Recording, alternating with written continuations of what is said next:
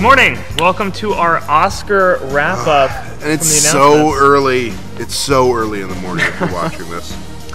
So, the Oscar nominations were just released, and we're going to discuss some of the surprises, some of the snubs, and some of the highlights. So, let's dive right in.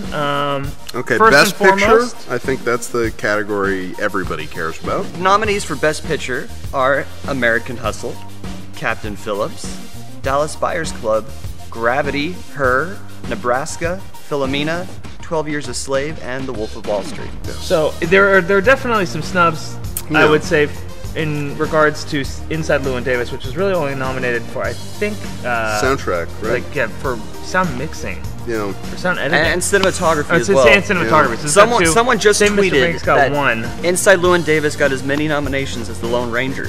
Yeah, which is a little troubling. And this is Save the world Mr. we Banks live in. got as many nominations as Bad Grandpa. Jackass Presents Bad Grandpa, which got one nomination for makeup and hairstyle. Really well deserved, in my opinion. It really earned that nomination. So I mean, there are some snubs I want to actually mention, not because I thought it was a great movie, but Daniels the Butler, which was kind of one of those. It's one of those prototypical, like, oh, this is a movie that's going to win an Oscar. It came out late August, right? A little early out of the gate. Little early, but not even makeup for making John Cusack look like Nixon. Absent. No nominations at all. The other snub I would say is the absence of Blackfish from documentary feature. Right. The two frontrunners, though, would be Gravity and American Hustle, which both got 10 nominations each.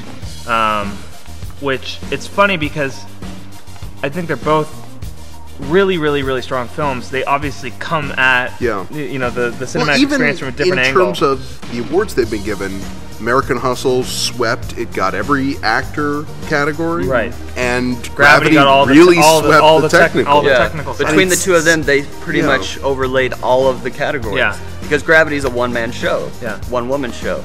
The one thing I will say that I think is really cool is Spike Jonze is nominated for 3 different categories. Writing, very surprising. Writing, I didn't know directing. He wrote that song. No, actually 4 categories. Yeah. He was a producer on Her too. So he's writing, directing, Best Picture, and original song.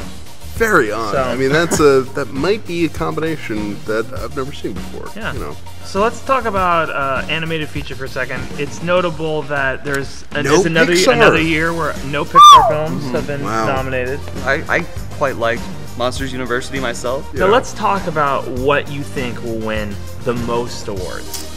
Obviously, American Hustle has it covered. American Hustle and Gravity has the best chances. I mean, like they have the spread covered, but I think that Gravity will end up taking more awards home simply because of that fact. Yeah, and technically the film is flawless. Yeah. So Leonardo DiCaprio gets another Academy Award nomination. Yeah. And Jonah Hill. And Jonah Hill gets a supporting actor. Which was a little surprising. No, I was definitely a little surprised, but his performance is incredible. Now, do you think Leo has any chance whatsoever?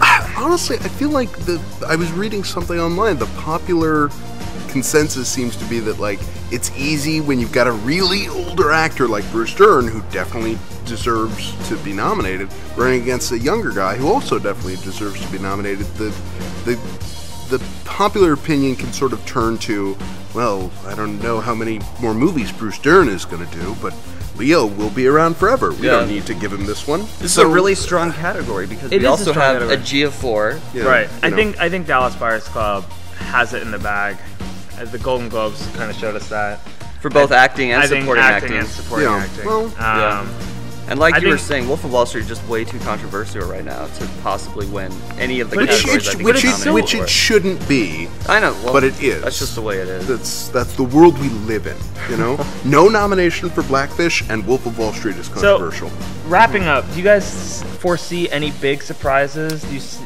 What are you looking forward to? Jim, if we foresaw them, they wouldn't be surprises. I know, but I'm saying, like, is there any category you're watching more closely? The director's race is going to be pretty interesting to me. I mean, Cuarón obviously won the Golden Globe for it. I think Steve McQueen absolutely deserves it this year. Then again, David O. Russell. I think American Hustle is going to win the most awards this year. Really? It'll be interesting to see if he finally gets it. Yeah, I could see that having sort of a rolling motion to it. Like he could definitely win that. It's a very well directed movie. Yeah. I'm rooting for Gravity. full disclosure. Okay. So we'll see come Oscar Sunday. But again, the thing I think it's Gravity... March 2nd? Yes, it is. The thing Gravity does not have going for it is that if you didn't see it in theaters, you're not going to be so blown away by a screener that you vote for it. But you know what? They're bringing it back to theaters this week. So just go check out Gravity. Yeah, there you go. Again. Don't bias them. There could be voters watching. Probably not.